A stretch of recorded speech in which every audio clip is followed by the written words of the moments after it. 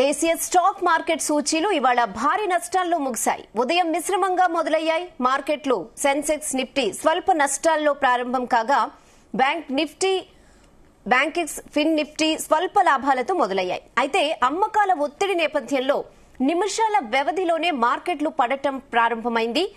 అదే కొనసాగి చివరికి భారీ స్థాయిలో ఇండెక్స్లు కిందికి పడిపోయాయి. సెన్సెక్స్ 930.67 పాయింట్లు, నిఫ్టీ 345.65 పాయింట్ల నష్టాన్ని నమోదు చేశాయి.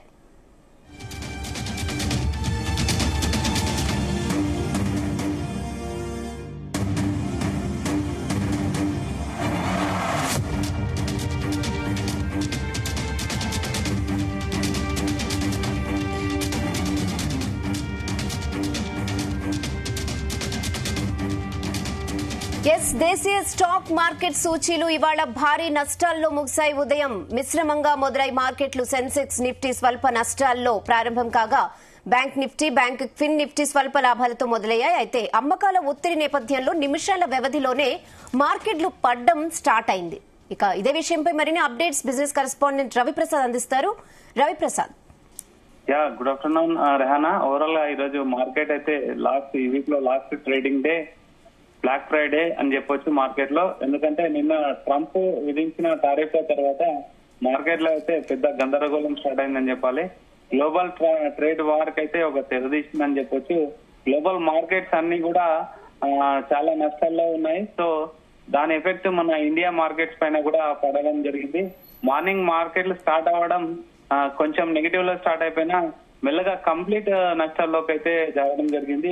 స్టార్ట్ అయిన ఒక 1 అవర్ లోనే సెన్సెక్స్ వచ్చేసి 700 పాయింట్లు అండ్ నిఫ్టీ వచ్చేసి ఒక 290 పాయింట్లు అయితే మైనస్ లోకి వెళ్ళడం జరిగింది.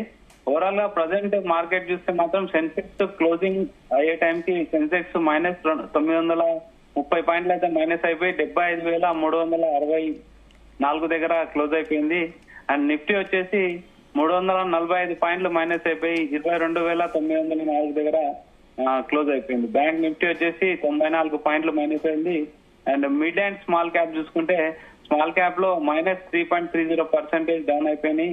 మిడ్ క్యాప్ చూసుకుంటే మాత్రం 2.89% డౌన్ అయిపోయింది.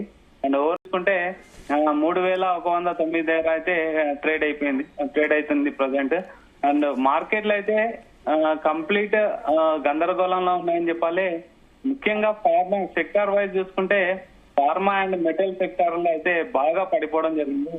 ఫార్మా సెక్టార్ ఇంచుమించు 6% పడిపోవడం అండ్ మెటల్ సెక్టార్ వచ్చేసి 6.5% పడిపోవడం జరిగింది. ఫార్మా సెక్టార్ లో నిన్న యాక్చువల్ గా టారిఫ్స్ ఉండవని అయితే ట్రంప్ చెప్పాడు. తర్వాత మళ్ళీ ఒక అనౌన్స్మెంట్ వచ్చింది. త్వరలోనే ఫార్మా రంగంపై సుంకాలు మునుపెన్నడూ లేని విధంగా ఉంటాయని మీడియాతో ట్రంప్ వ్యాఖ్యానించారు. ఫార్మాను ప్రత్యేక కేటగిరీగా చూస్తున్నట్టు త్వరలోనే టారిఫ్స్ విధిస్తాను అని స్పష్టం చేశారు. దీంతో Aravinda pharma, IPCA laboratories, Lupin ఇతర డ్రగ్స్ షేర్లు మాత్రం 10% పడిపోవడం జరిగింది. ఓవరాల్ ఇంకా చూసుకుంటే నిఫ్టీలో చూసుకుంటే ఎన్ఎస్సి మెటల్ అంటే ఒక 1 మంత్ లోకి అయితే రీచ్ అయిపోయింది. 6.56% డౌన్ అయింది. మిడ్ క్యాప్ వచ్చేసి 2.93%, స్మాల్ క్యాప్ వచ్చేసి 3.30% అయితే డౌన్ అయిపోయింది. మెటల్ అండ్ ఫార్మా ఇంచుమించు 1 మంత్ లోకి అయితే రీచ్ అయిపోయినాయి.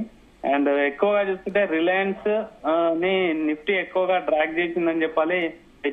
కొంచెం బ్యాంకింగ్ సెక్టర్ మాత్రం కొంచెం ఆశాజనకంగా కనిపించింది. నిన్న చూసుకుంటే ఓవరాల్ గా అమెరికన్ మార్కెట్లు అయితే కంప్లీట్ నెగిటివ్ లోనే ట్రేడ్ అయిపోయినాయి. గ్లోబల్ ఎకనామిక్ అయితే బాగా స్లోగా అయింది. దాని ఎఫెక్ట్ మొత్తం గ్లోబల్ ఎఫెక్ట్ మీద పడ్డది ట్రంప్ యొక్క టారిఫ్ల వల్ల అనేసి ఎక్స్పర్ట్స్ అయితే చెప్తున్నారు. ప్రజెంట్ మార్కెట్లో అయితే ఈ రోజు బ్లాక్ ఫ్రైడే అని చెప్పొచ్చు. ఇన్వెస్టర్లు 10 లక్షల కోట్ల ఇన్వెస్టర్ల అయితే అమౌంట్ అయితే ఇంచుమించు 10 లక్షల కోట్ల అమౌంట్ ఇన్వెస్టర్లు అది ఆవిరైపోయిందని చెప్పొచ్చు. ఓవరాల్ గా అమెరికా కూడా చూసుకుంటే 2020 కోవిడ్ తర్వాత ఇంత పెద్ద డ్రాగ్ అంటే ఇంత పెద్ద స్టాక్ మార్కెట్లు కుప్పకూలడం అయితే ఇదే ఫస్ట్ టైం అని చెప్తున్నారు experts. Rehana. Okay Raviprasad, thanks for the updates.